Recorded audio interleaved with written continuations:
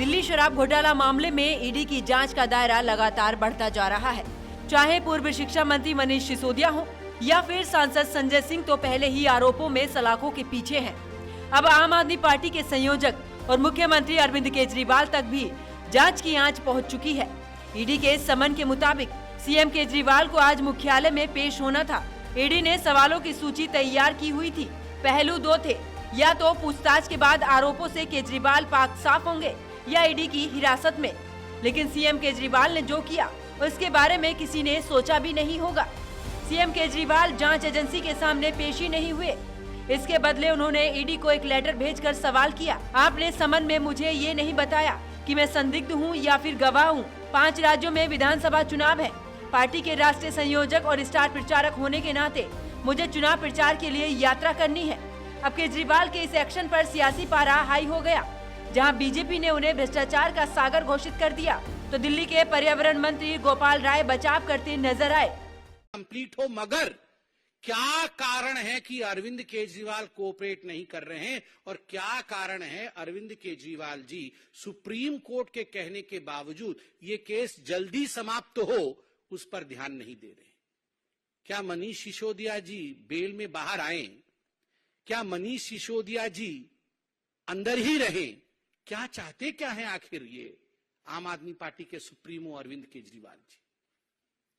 मुझे तो आश्चर्य होता है, उन्होंने अपने पैराग्राफ में यह भी लिखा है चिट्ठी में कि दिवाली आ रही है इसलिए मुझे छूट दे दी जाए, क्योंकि मैं गवर्नेंस में भी हूं, मैं चीफ मिनिस्टर भी हूं, 2 हफ्ते के अंदर दिवाली आ रही है। वाह, आज दिवाली आ रही है तो ईडी आपसे पूछताछ ना करे।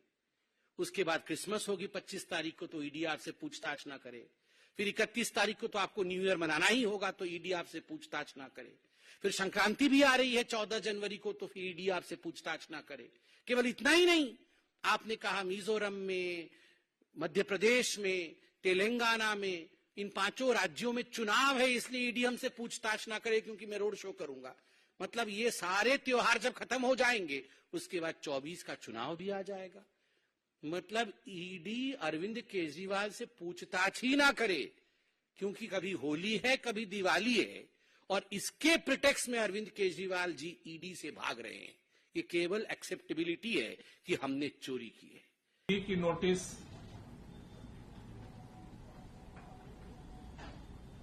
का जवाब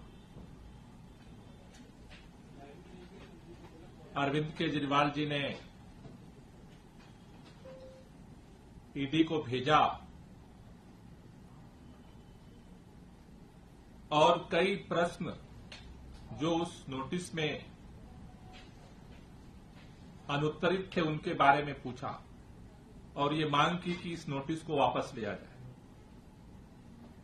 उस नोटिस में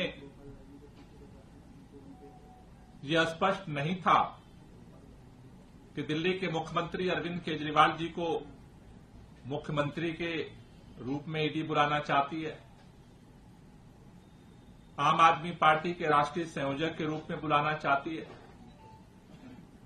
या एक नागरिक के रूप में बुलाना चाहती है। यह भी स्पष्ट नहीं था कि उनको एक गवाह के रूप में बुला रही है या एक सस्पेक्ट के रूप में बुला रही है। अब बड़ा सवाल तो ये है कि अगर केजरीवाल बेकसूर है तो ईडी के सामने पेश होने से हिचकिचाहट कैसी? लेकिन अगर कसूरवार है तो बकरे की मां कब तक खैर मनाएगी? लेकिन अगर कोई शख्स ईडी के समन पर 3 बार पूछताछ के लिए नहीं पहुंचा तो उसके लिए कानूनी कार्रवाई की जा सकती है। तो कोर्ट मामले की गंभीरता को समझते हुए गैर जमानती वारंट जारी कर सकता है। फिर ईडी संबंधित व्यक्ति को गिरफ्तार भी कर सकती है। Bureau report, AMB network.